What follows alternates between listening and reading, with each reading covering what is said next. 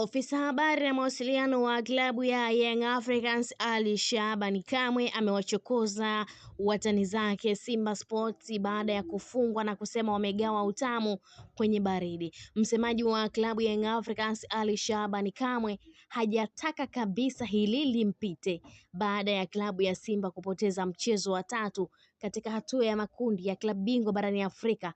Ali Shabani Kamwe ni miongoni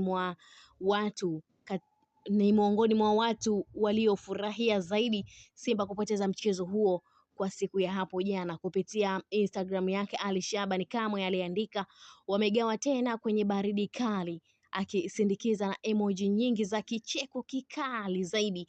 Kauli hiyo imefuatana na kauli ya msemaji wa klabu ya Simba ambaye aliwahi kusema katika kila kundi yupo mmoja ambaye atakuwa akigawa utamu kwa wenzake, na sasa imerudi kwa wekundu wa Msimbazi Simba. Na baada ya kuulizwa kuhusu sakata hilo, msemaji ofisa habari wa klabu ya Simba na ofisa habari na mawasiliano wa klabu ya Simba Ahmed Ally alisema kuwa kugawa utamu mara mbili pekee haitoshi, bali kugawa utamu mara ya tatu mfululizo, huo ndio ugawaji utamu wenyewe, haswa ukizingatia sasa ni mchezo wa tatu wekundu wa Msimbazi Simba Sport wanapoteza mchezo. Wamepoteza wakiwa nyumbani dhidi ya Petro Atletico de Luanda ya Angola kwa kufungwa goli 1-0 katika uwanja wa Benjamin Mkapa jijini Dar es Salaam. Wakaenda away huko nchini Mali wakafungwa na Stade Malien goli 2-1, ambapo goli moja lilifungwa na Neo Maema, kiungo huyu mahera wa klabu ya wekundu wa Msimbazi Simba Sports. Yanga kubadilishiwa ratiba. Kwa upande mwingine, klabu ya Young Africans imebadilishiwa rasmi ratiba yake ya michezo mara baada ya kurejea jijini Dar es Salaam ikitokea nchini Misri ambako ilikuwa na majukumu ya kimataifa kwenye michuano ya ligi ya mabingwa barani Afrika. Mabadiliko hayo yamelenga kuipa timu nafasi ya kujiandaa vizuri kimwili na kiakili kabla ya kuendelea na ratiba ngumu ya mashindano ya ndani na nje ya nchi. Kwa mujibu wa ratiba mpya iliyotolewa, mabingwa hao wa Tanzania bara sasa wataanza kwa kucheza mchezo wa kiporo wa ligi kuu ya NBC dhidi ya Dodoma Jiji utakaopigwa tarehe 27 Januari katika uwanja wa KMC Complex kuanzia saa 1 kamili usiku. Awali Young Africans ilikuwa imepangwa kukutana na Azam FC, lakini mchezo huo umeondolewa kwa muda na nafasi yake kuchukuliwa na huu wa Dodoma Jiji.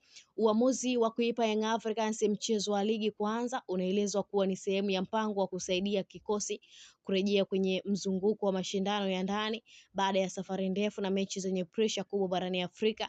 Benchi la ufundi linaamini kuwa mchezo huo wa Dodoma Jiji utakuwa muhimu katika kurejesha hali ya ushindani kwa wachezaji pamoja na kufanya marekebisho ya kiufundi kabla ya kibarua kigumu kijacho. Baada ya kumalizana na mchezo huo wa ligi kuu, Young Africans Sport Club yanatarajiwa kusafiri kwenda Zanzibar kwa ajili ya kambi maalum ya maandalizi kuelekea mchezo mkuu wa ligi ya mabingwa barani Afrika dhidi ya National Al Ahly ya Misri utakaochezwa tarehe 31 Januari. Mechi hiyo inatajwa kuwa miongoni mwa michezo muhimu zaidi kwa Young Africans katika hatua ya makundi kutokana na uzito wa wapinzani na umuhimu wa pointi 3. Kama mashabiki wa Young Africans, mabadiliko haya ya ratiba yanachukuliwa kama fursa ya kuona kikosi kikirudi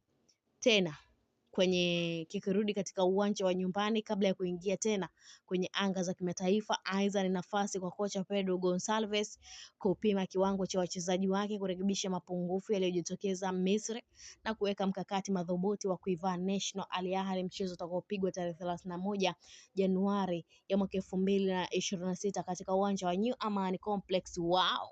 Wakiita kuwa ni gereza la Guantanamo, kwamba timu yoyote inapokwenda pale kukutana na Young Africans basi aidha itoke imekufa au imetepeta.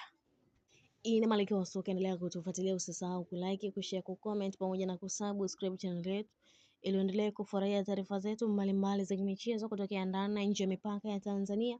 Niliyekuandalia kusomea taarifa hii mimi Queen. Mpaka wakati mwingine, endelea kuwa nasi mpaka wakati mwingine. Kwa heri na uwe na wakati mwema.